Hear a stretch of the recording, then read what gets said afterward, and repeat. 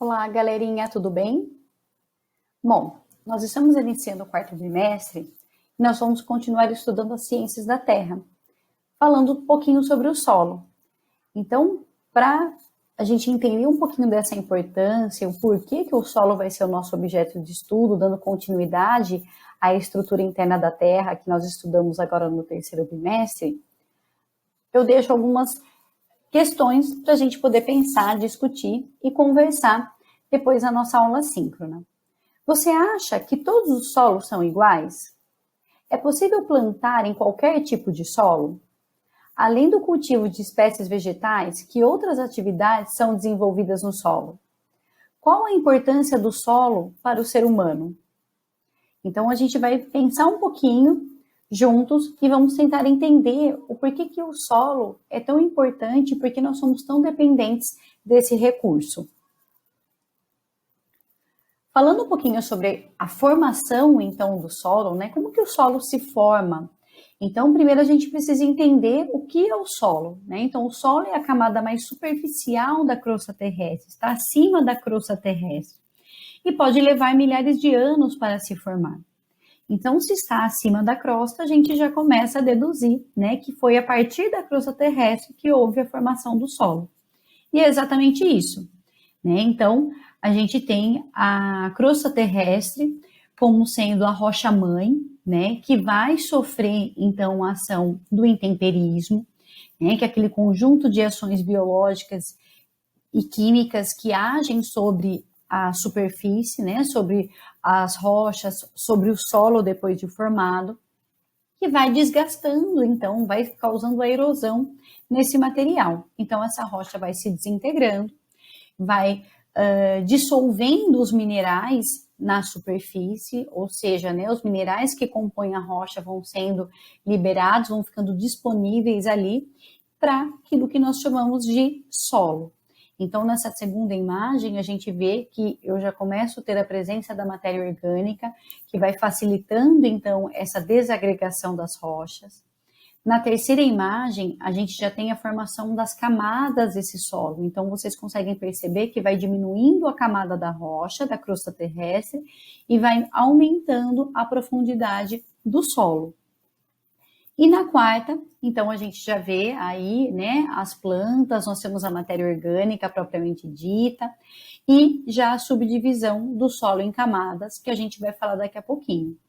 Então, se a gente olhar aqui no GIF que eu coloquei para vocês, né? Então, a gente consegue ver a rocha-mãe, ela vai diminuindo e vão formando, então, as demais camadas do solo. Então, quanto mais antigo é o solo, significa que mais profundo ele é e menos rochas eu tenho na camada mais profunda.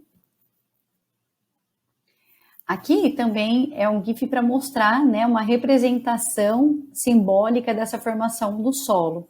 Então, veja, na primeira parte eu só tenho rochas, depois as rochas vão diminuindo e eu vou tendo as diferentes camadas do solo representadas pelas diferentes cores, como a gente consegue ver aqui nesse esqueminha, ok? O que leva a esse desgaste, né? Das rochas para a formação do solo e depois do solo formado, que também continua sofrendo com essas ações, com esses chamados agentes do intemperismo. Quais são esses agentes? Então, a água, né? Como por exemplo a água da chuva, as ondas, os rios. Quando nós falamos do ar, nós estamos falando dos ventos. Quando a gente cita a temperatura, nós estamos falando sobre a mudança, então, do frio e do calor. E também a própria ação dos seres vivos, né, que vivem ali naquele solo, que estão passando pelas rochas, que vão também levando a esse desgaste. O que constitui o solo? De modo geral, a gente fala que o solo ele é formado por ar, por água, por matéria orgânica e por matéria mineral. O ar, ele apresenta 25%, ele corresponde, na verdade, a 25% desse solo. A água, os outros 25%. E a matéria mineral, 46%. Então, a grande maioria desse solo é formada por minerais. Porque o solo é formado pela crosta terrestre. O solo teve origem das rochas e as rochas são formadas de minerais. Então, uma vez que essas rochas vão se desintegrando, elas vão deixando os minerais, então, ali disponíveis nesse solo. E a matéria orgânica, né, sendo correspondente a mais ou menos 4%, que seriam as raízes das plantas, né, as plantas que vivem, que estão ali no solo, os animais, os micro-organismos que compõem aí o solo. Didaticamente, nós podemos dividir o solo em horizontes, em camadas. Então, quais são esses horizontes? Então, o horizonte O, o horizonte A, o horizonte B e o horizonte C, ok? O horizonte O é a camada mais superficial, né? Então, é a camada mais fina e mais superficial, caracterizada pelo acúmulo de matéria orgânica. Então, é onde nós temos a vegetação, onde nós temos as folhas que caem, os animais que morrem. Por isso, é uma camada rica, né? Uma fina camada rica em matéria orgânica, onde começa o processo de decomposição.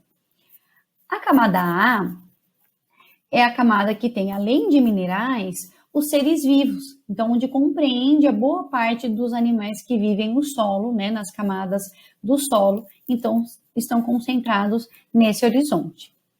O horizonte B, ele contém matéria orgânica, ele contém argila, mas ele também contém outros compostos, né, como ferro e alumínio. E o horizonte C é um que compõe material pouco afetado pelos organismos vivos. Podem ser encontradas partículas de rochas, né? Rochas, então, com pedaços menores, porque é a camada que está em contato direto com a rocha-mãe, com a crosta terrestre, que deu origem aí à formação desse solo. Então, é nessa camada onde os fragmentos de rochas são proeminentes, onde se tem pouca matéria orgânica, né? E onde também não se encontram seres vivos.